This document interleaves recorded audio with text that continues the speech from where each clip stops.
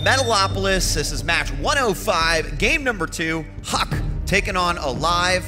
And we have got HuK playing as our red Protoss. He's going to be spawning in the east position. And over here in the north will be his opponent, playing as the purple Terran. It is going to be TSL Alive. And in these positions, you can already see everybody looks at the positions and they're going to be like, all right, well, this game's going to be drop intensive, because it will be for sure, especially the timings that Alive likes to hit is you always want to drop a Protoss player when they're taking a third base, right? Because they're going to be the most spread out they will ever be throughout the game. When they take 4 bases, it's usually surrounded by a bunch of cannons, so drops are not that effective. So on 3 bases, they won't have any cannons, so you have to drop it then. And that's going to be really tough for HuK. On the other hand, though, HuK will already know that when he does find out where the positions are, he's already going to mentally be prepared to be dropped. So he may be leaving units around as well. So we're going to have to see how both players do like to play it out. And to be fair, Apollo, I mean, Alive really had some effective drops, especially as he was focusing down those lone pylons that were powering individual sort of, I guess, groupings of production buildings there for HuK. So I really hope that HuK is going to be a little bit more aware of that as a possibility. And as we see this probe heading on out, he is going to go ahead and scout Alive right away. Also, based off the timing, Alive probably going to have that little tingling sense that, okay, my guess is that HuK is going to be close by air, but there it is. In fact, the supply depot thrown down and then stop construction. That, of course, stopping the probe from getting inside, but only has 49 hit points, so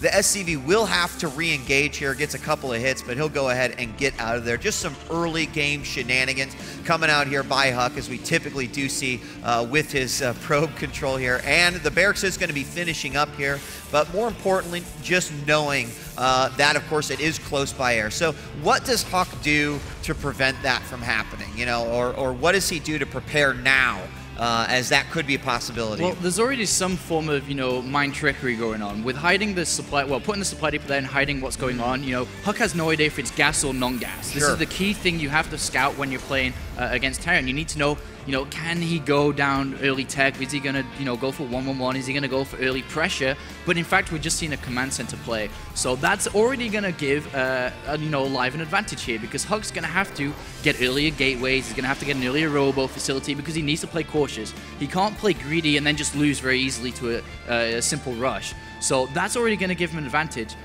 in this game here. Yeah, and I mean, additionally, Alive has an extra advantage, if you will, because the SCV did just pop up that ramp and saw exactly what was coming out. So he knows that the Stalker is the first unit that is going to be out. We have a probe here at the Xel'Naga Tower, but the Stalker is going to make his way out. He'll try to deny some additional scouting, but he knows exactly what is going on inside of HuK's base. Don't even think he moved forward to see what the gas situation was like, but he didn't really need to know that. He's going to open, Alive is going to open in a similar fashion to what he did in the last game, where he throws down the additional 2 racks, and just around the time when the command center is going to be finishing up. And here comes the probe up to the front again. The probe and the Stalker have switched positions, and probe's just going to try to get any information he can, maybe even a Marine count here. He'll quickly get out of there, but I don't see HuK really doing anything here. In fact, he's going to go ahead and retreat that Stalker back to base. Yeah, I mean, with the probe, he just went up the ramp. He saw no add-on to the barracks, which kind of means, you know, it's not going to be any early factory, any starport or something like that.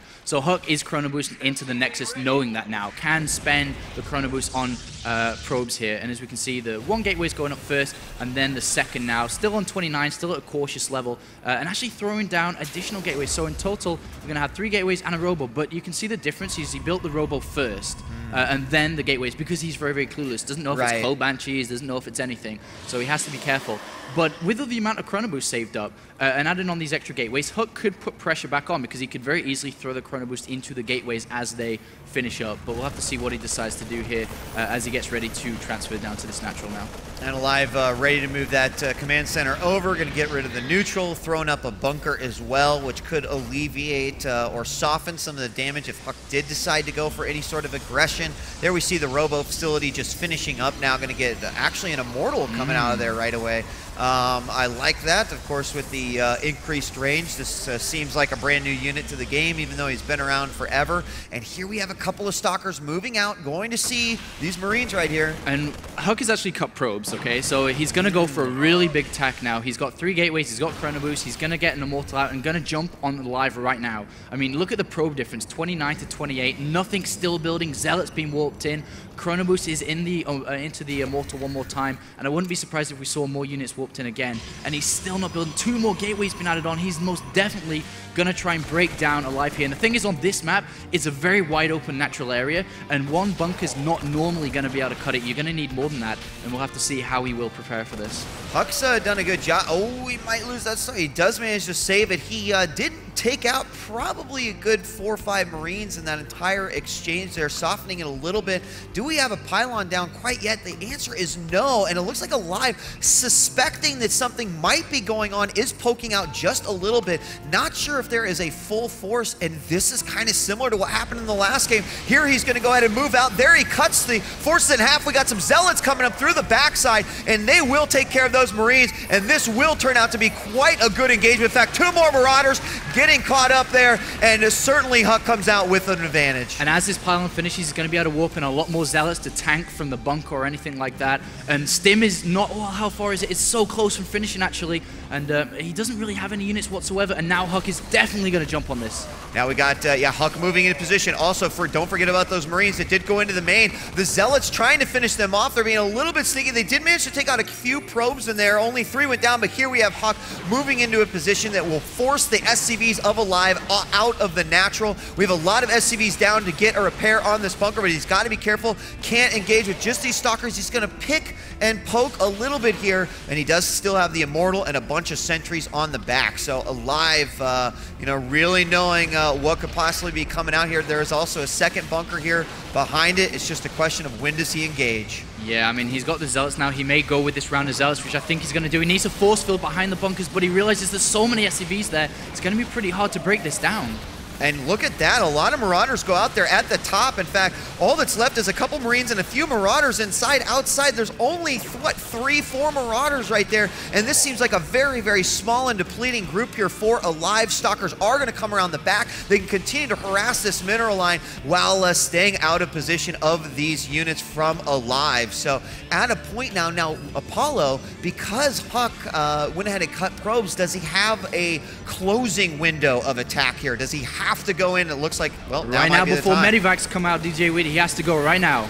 And here we go, moving forward. We got a lot of sentries in the front here, but the SCV's falling. There's the force field on the ramp, stopping the reinforcements from coming out. There are still 2 Marauders inside. The force fields actually keep that bunker from going down, but the amount of economic damage that has been done is absolutely astounding as we have Zealots ripping apart that natural, and here comes the rest of the SCVs. Yeah, and this is looking really good for HuK now. EG's HuK is going to be able to take this game. It's going to be so difficult. The unit tab shows 1 Marauder, 1 Marine left for Alive now, and HuK's just going to continue to warp in units. GG! All right.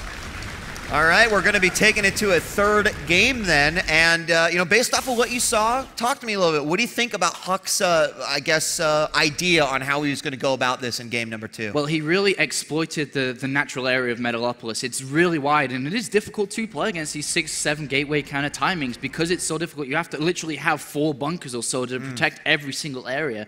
And the use of 5 stalkers, he actually stopped the mining, well, like 10 SCVs or more mining for a very long time on that natural, which just built up over time, and then he went in with everything together. 1 final wave of units, really knocking that down. It was really smart play there from HuK and really precise. He loves his unit control. Yeah, I mean, it was a solid sort of disabling of that natural expansion. And you think those SCVs were like, we're going to repair this bunker and it's going to be awesome, but they really didn't. I mean, it took a minute or 2 before that